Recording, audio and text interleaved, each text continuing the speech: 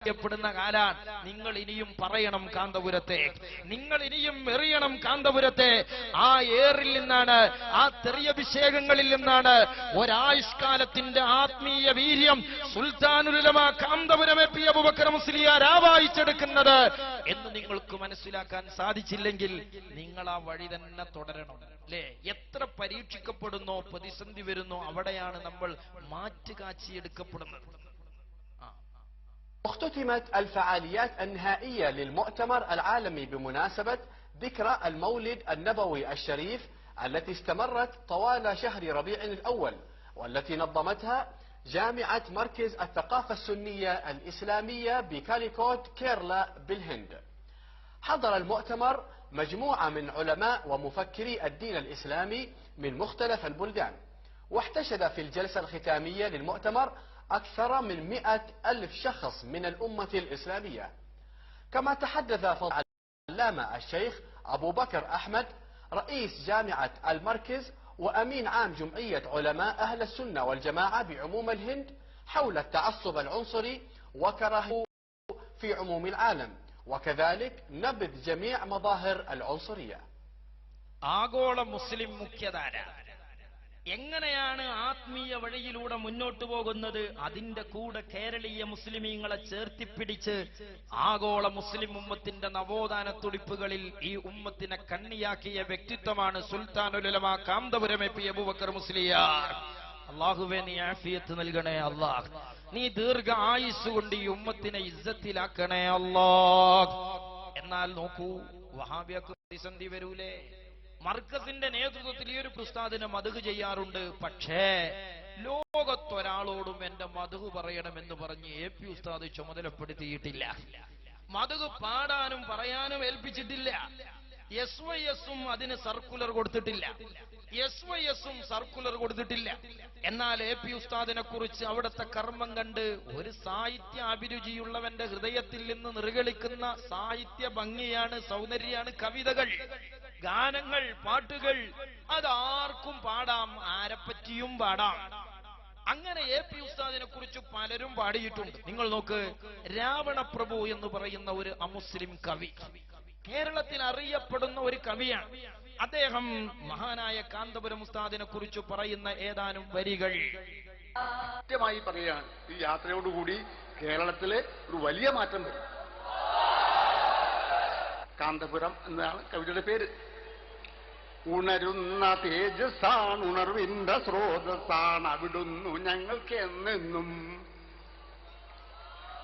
വകതിരിവിന്റെ യഥാർത്ഥ പര്യായവും പരമാർത്ഥത്തിന്റെ നിറവും സുമനസാമങ്ങയെ പോലെ മികവുറ്റോർ ധരണിയിൽ ഇന്ന് വിരളം. സുമനസാൽ അങ്ങയെ പോലോത്ത ആളുകൾ ധരണിയിൽ വിരളെന്ന് പറഞ്ഞ മുഷാവറ വേറെയുണ്ട്. ഇങ്ങനത്തെ ഒരു മുത്തിന് അവിടെ കാണാനാണ്. ആര് പറയണേ? രാവണപ്രഭു എന്ന അമുസ്ലിം. ആധാരം ഞങ്ങളെടുത്തുണ്ട്, അടിയാധാരം ഞങ്ങളെടുത്തുണ്ട്, മിനിറ്റ്സ് ബുക്ക് ഞങ്ങളെടുത്തുണ്ട്, ഓഫീസ് നിങ്ങളെടുത്തുണ്ട്. നിങ്ങൾ വണ്ണം വെച്ചിട്ടും തത്ത കാര്യം നാട്ടുകാർക്ക് അത് ബോധ്യപ്പെടണ്ടേ? ഇദ്ദേഹം പറയണേ, കേരളത്തിൽ പലരും പലതുമായിട്ട് നാട്ടിലുണ്ട്, പക്ഷേ ഇജാതിയൊരു മുത്ത് മലയാളികൾക്കിടയിൽ വേറെ കാണാനില്ല. ഇത് എ പി ഉസ്താദ് പൈസ കൊടുത്ത് പറഞ്ഞതാണ്. എ പി ഉസ്താദിനെ മോശാക്കാൻ നിങ്ങൾ പറഞ്ഞാലും മോശമാണ്. രാവണപ്രഭു എന്ന് പറയുന്ന മലയാളികളുടെ ഒരു കവിയാണ്. അതുകൊണ്ട് ദയവ് വിചാരിച്ച് നിങ്ങൾ അങ്ങനെ പറയരുത്. എല്ലാ മതക്കാരെയും ഭവാൻ സോദരാതുല്യരായി കാണുക മൂലം കാന്താപുരം എന്ന 4 അക്ഷരത്തിന്റെ കാന്തി ഈ ജഗത്തിന് ശാന്തി. കാന്തപുരം എന്ന 4 അക്ഷരം ഈ ലോകത്ത് ശാന്തിയാണ് വിതരണം ചെയ്യുന്നത്, ശാന്തിയാണ് പ്രബോധനം ചെയ്യുന്നതെന്ന് അമുസ്ലിമായൊരു കവി ഈ ലോകത്ത് പാടുകയാണ്. സുഹൃത്തുക്കളെ, അത് കർമ്മം കൊണ്ട് വിളയിച്ചെടുത്ത കേരളീയ ഉമ്മത്തിന്റെ മുന്നിൽ കാന്തപുരം ഉസ്താദ് അടയാളപ്പെടുത്തിയ ആശയങ്ങളാണ് ആ കവിയുടെ വരികളിലൂടെ നിർഗളിച്ചത്. ഇങ്ങനെ ധാരാളം ആളുകൾ, ഇതൊന്നും എ പി ഉസ്താദ് ഏൽപ്പിച്ചതല്ല, ഈ പ്രസ്ഥാനം ചുമതലപ്പെട്ടതുമല്ല, അത് ലോകത്ത് നടക്കുന്ന ഏത് കാലത്തുമുള്ള ഒരു സംഗതിയാണ്. ഇതുപോലെ എ പി ഉസ്താദിന്റെ മധുഹും എ പി ഉസ്താദിന്റെ അനുയായികൾ എന്തായാലും പാടുന്നുറപ്പല്ലേ?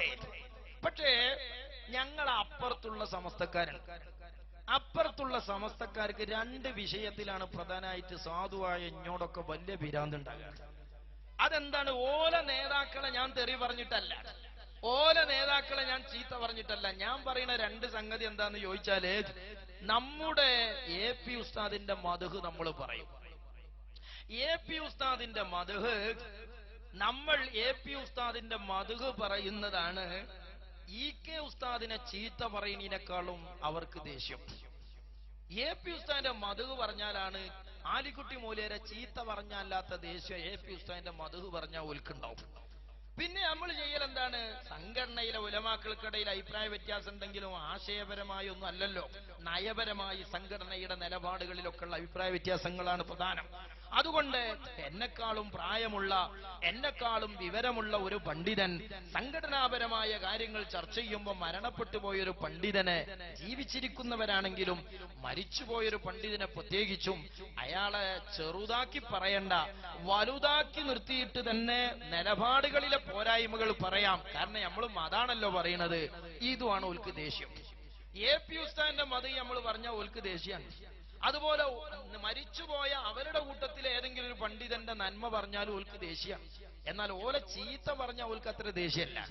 ഇതാണ് ഓലെ സ്വഭാവം. നോക്കുങ്ങള്, AP ഉസ്താദിന്റെ മദ്ഹ് ഈ അടുത്തൊരാള് പാടി. അതെവിടെയോ കായംകുളത്തുള്ള ടീം പാടുന്നതാണ്, നമ്മുടെ പ്രവർത്തകരാണ്. പക്ഷെ അതും AP ഉസ്താദ് പറഞ്ഞിട്ടല്ല.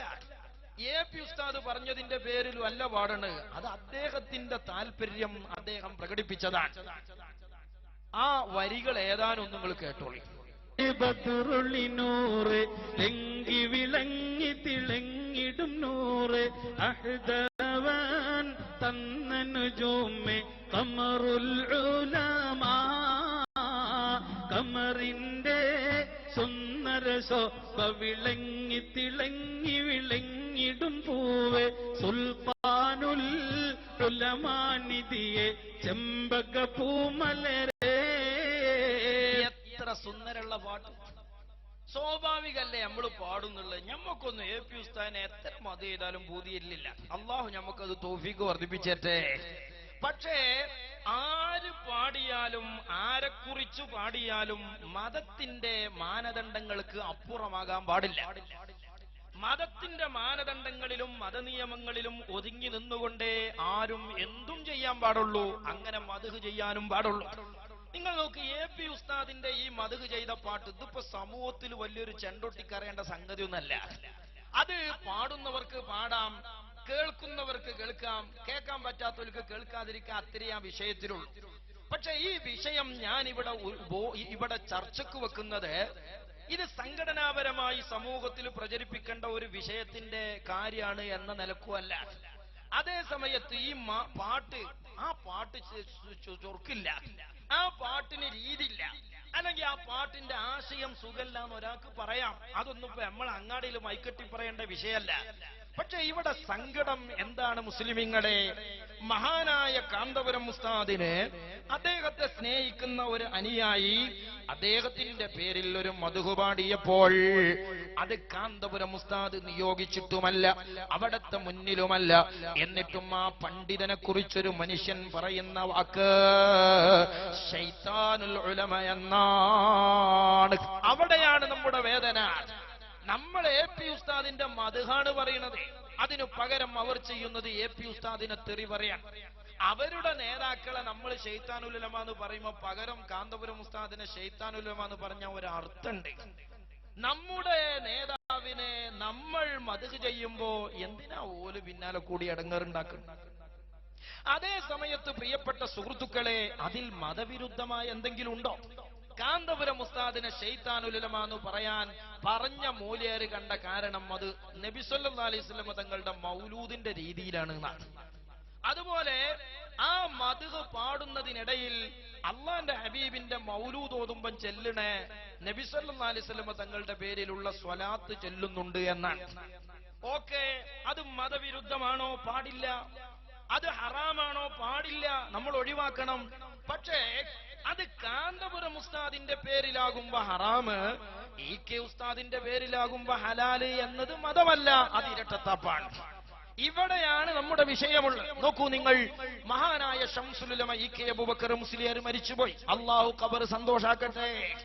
ആ ഇ.കെ. ഉസ്താദിന്റെ പേരിൽ കേരളത്തിലെ തലയെടുപ്പുള്ള ചേളാരി സമസ്തയിലെ പണ്ഡിതന്മാരിരുന്നിട്ട് മദ്ഹ് ചൊല്ലാണ്. ഏത് രീതിയിലാണ് മദ്ഹ് ചൊല്ലുന്നത്? അള്ളാന്റെ ഹബീബിന്റെ മൗലൂദിന്റെ രീതിയിൽ തന്നെയാണ്. ആ മൗലൂദ്, ആ മദ്ഹ് ചെല്ലുമ്പോൾ അതിനിടയിൽ അവർ ചെല്ലുന്ന സ്വലാത്ത് ഏതാണ്? യാ റബ്ബി സ്വല്ലി അലൻ നബി മുഹമ്മദി. അള്ളാന്റെ ഹബീബിന്റെ പേരിലുള്ള സ്വലാത്ത് ഇടക്ക് ചെല്ലിയിട്ട് ഹബീബിന്റെ പേരിലുള്ള മൗലൂദിന്റെ രീതിയിൽ അതാ നമ്മുടെ അപ്പുറത്തുള്ള സമസ്തയുടെ നേതാക്കൾ ശംസുൽ ഉലമ ഇ.കെ. അബൂബക്കർ മുസ്ലിയാരുടെ മദ്ഹ് ചൊല്ലുന്നത് ഞാൻ കേൾപ്പിക്കുകയാണ്. പക്ഷെ ഒരു വ്യത്യാസമുണ്ട്.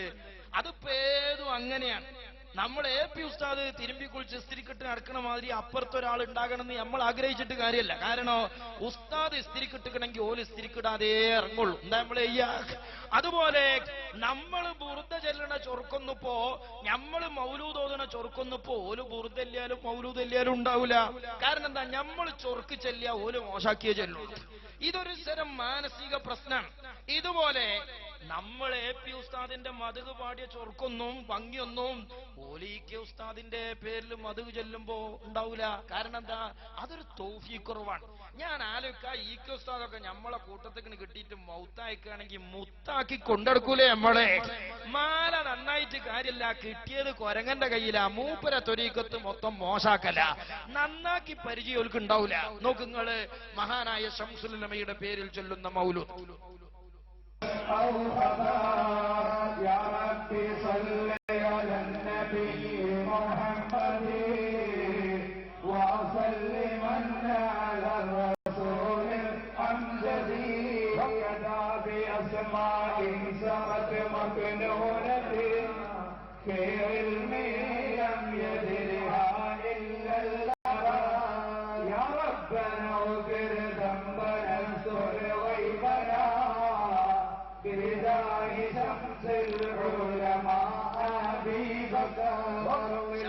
ശംസുൽ ഉലമ അബൂബക്കർ മുസ്ലിയാരുടെ മൗലൂദാണ്. രീതി ഏതാണ്? നമ്മളെ യാ റബ്ബി സ്വല്ലി അലൻ നബിയുടെ രീതിയാണ്. ആ സ്വലാത്ത്, ആ മദ്ഹ് പാടുന്നതിന്റെ മുമ്പ് തുടങ്ങിയ ജവാബ് അതാണ്, യാ റബ്ബി സ്വല്ലി അലൻ നബിയാണ്. ഇതിപ്പോ മതവിരുദ്ധാണോ? ആർക്കും പറ്റൂല.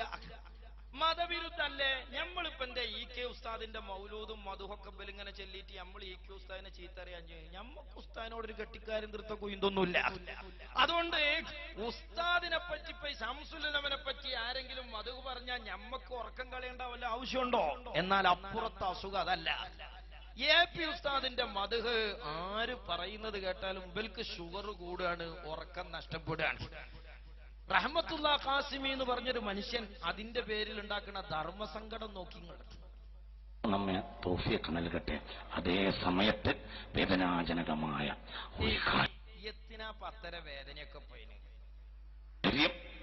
വളരെ ഗൗരവത്തോടെ പറയാനുള്ളത്, സുന്നികളാണെന്ന് പറഞ്ഞു നടക്കുന്ന ഒരു സംഘടന മുത്തു മുഹമ്മദ് മുസ്തഫ സ്വല്ലല്ലാഹു അങ്ങനത്തെ ഒരു കരച്ചിലും അവിടെ മാണ്ടട്ടോ. അത് ഫാത്തിമ ബീവിന്റെ തൃക്കല്യാണം പറയുമ്പോ മുത്തുനബിന്റെ വഫാത്ത് ആലോചിച്ച് കരയണ ഏർപ്പാടാണ്.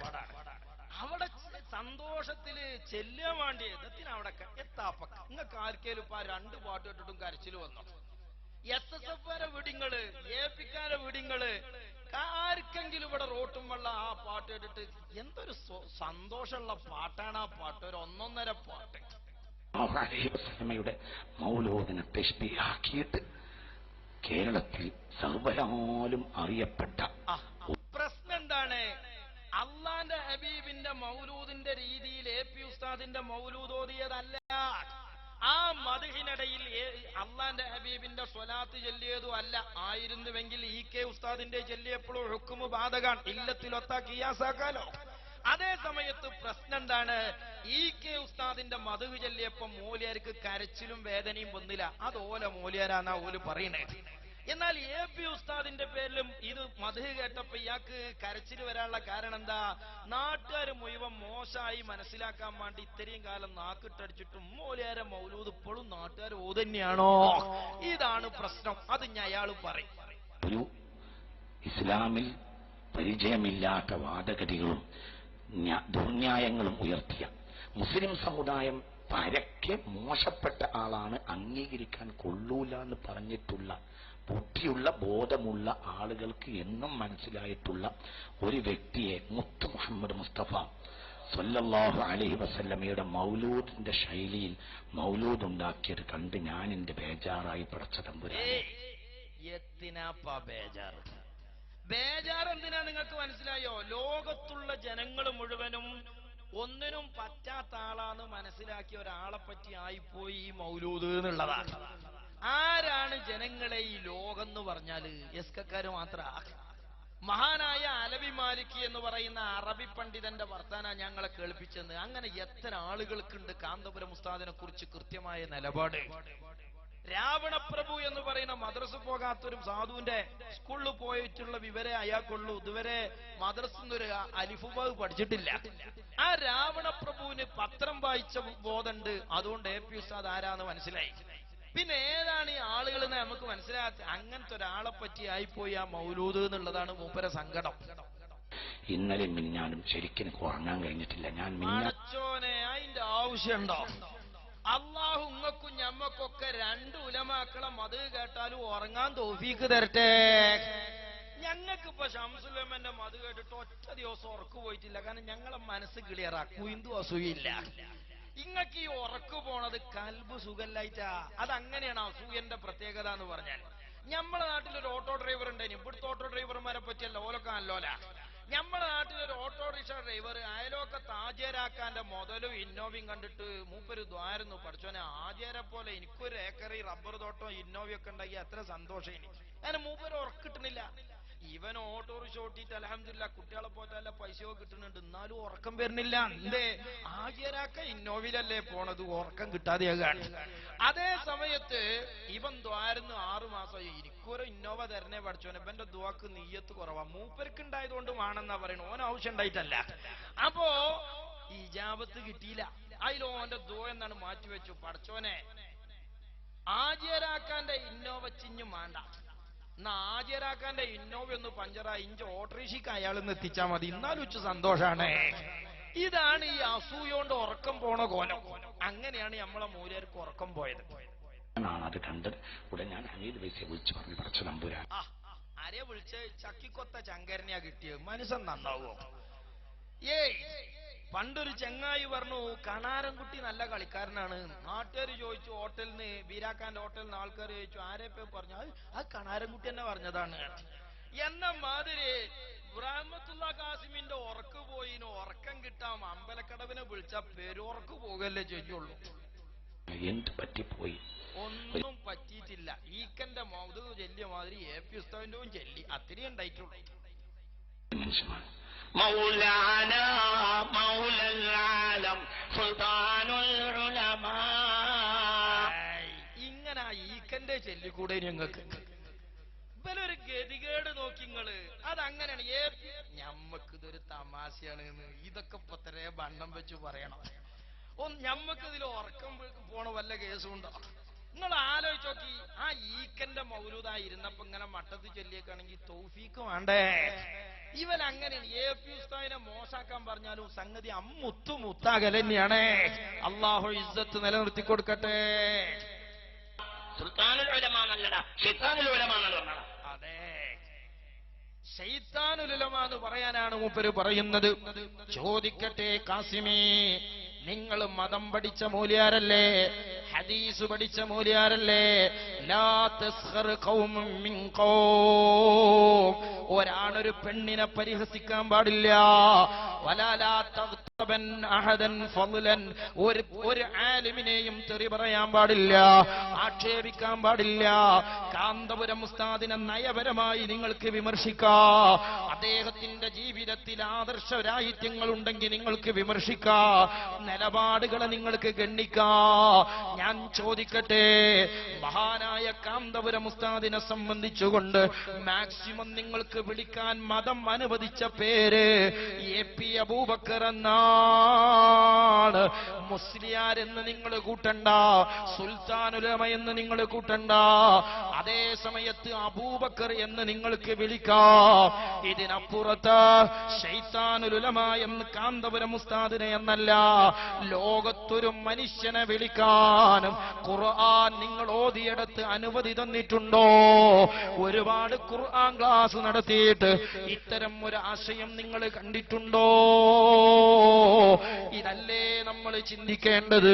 ഞാൻ പലപ്പോഴും ആലോചിച്ചിട്ടുണ്ട്, ആ കാന്തപുരം ഉസ്താദിനെ സുൽത്താനുലുലമ എന്ന് വിളിച്ചത് ആരാണ്?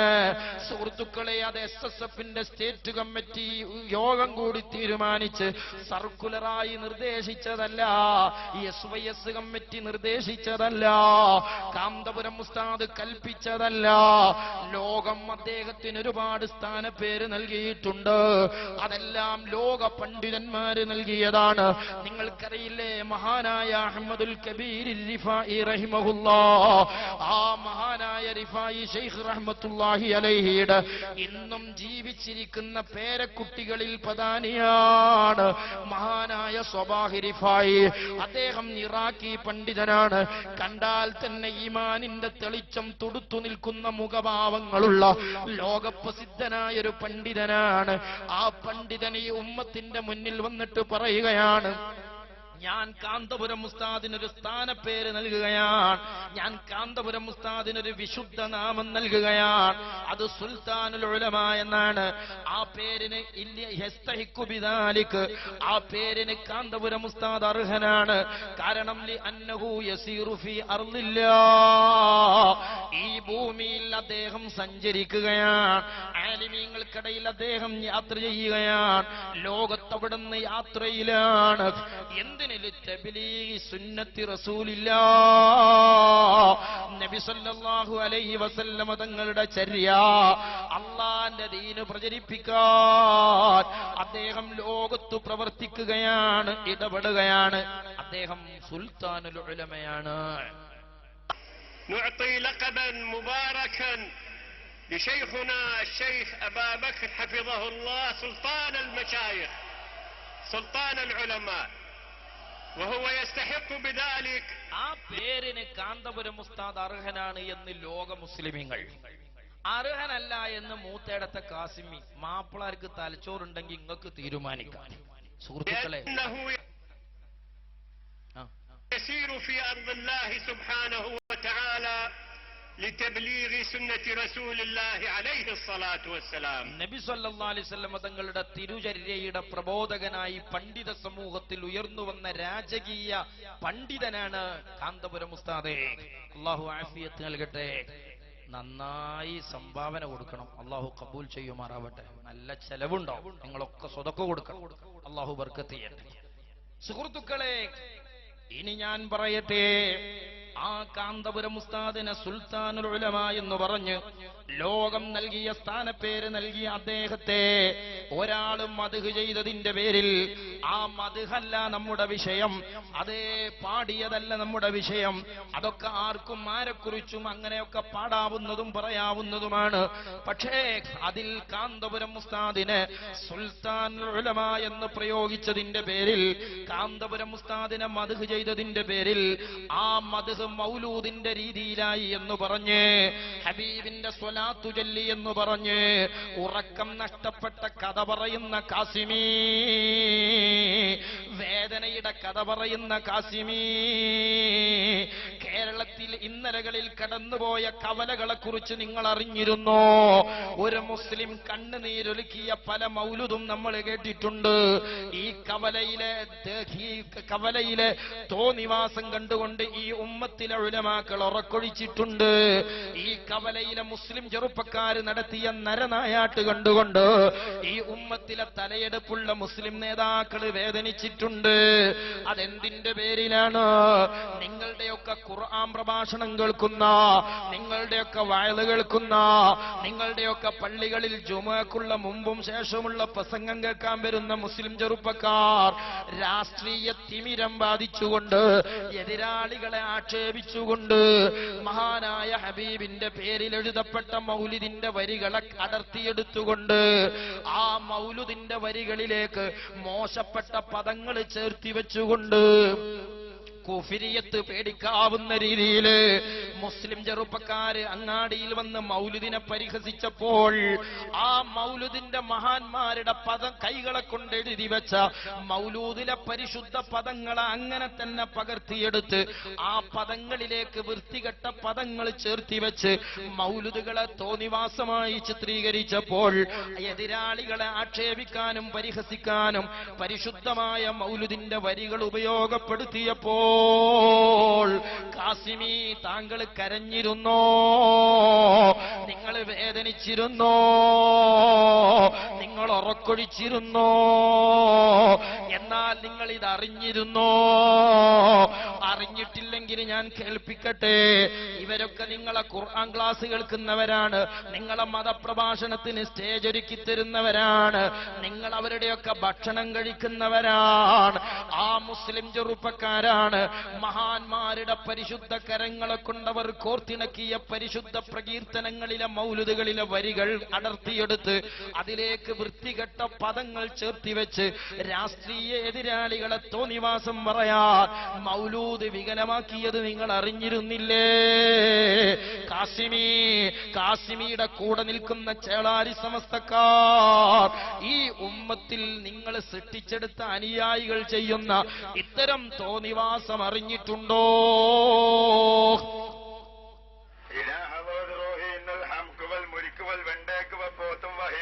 എങ്ങനെ ഇലാ ഹളറത്തിൻ നബി സല്ലല്ലാഹു അലൈഹി വസല്ലം എന്ന് പറയുന്ന നമ്മുടെ ശൈലിയെ ഇലാ ഹളറത്തി ഹംക് എന്നതിലേക്കാണ് ഈ കുട്ടികൾ ചേർത്തി പറയണേ. കരഞ്ഞിരുന്നോ കാസിമി തങ്ങൾ? വേദനിച്ചിരുന്നോ കാസിമി നിങ്ങള്? കണ്ണീരൊഴുക്കിയിരുന്നോ കാസിമി നിങ്ങള്? നിങ്ങളുടെ വേശ്യയുടെ ചാരിത്ര പ്രസംഗം കുറെ കേട്ടവരാണ് കേരളീയർ. അത് ചവറ്റുകൊട്ടയിലാണ് അതിന്റെ സ്ഥാനമുള്ളത്.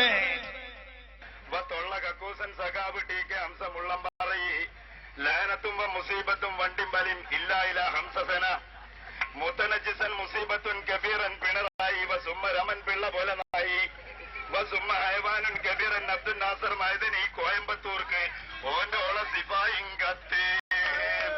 മൗലിദിന്റെ വരികളാണത്. ആ വരികളിലേക്ക് ചേർത്തി വെക്കുന്നത് ഏതാണ്? ഈ ഉമ്മത്ത് ഏറ്റവും മുഗല്ലലായി കാണുന്ന പദങ്ങൾ, അസഭ്യവർഷങ്ങൾ. ആരാ പഠിപ്പിച്ചെടുത്തത്? മൗലുദിന്റെ വരിയിലേക്ക് സുൽത്താനുലമക്ക് പകരം ഷൈത്താനുലമ പഠിപ്പിച്ചെടുക്കണ ഇജാതി ഡാഷുകൾ എന്ന് നിങ്ങളെ വാക്ക് കടമെടുക്കാൻ മടിയുണ്ട്. എന്റെ ഉസ്താദ് എനിക്ക് സംസ്കാരം പഠിപ്പിച്ചതുകൊണ്ട്.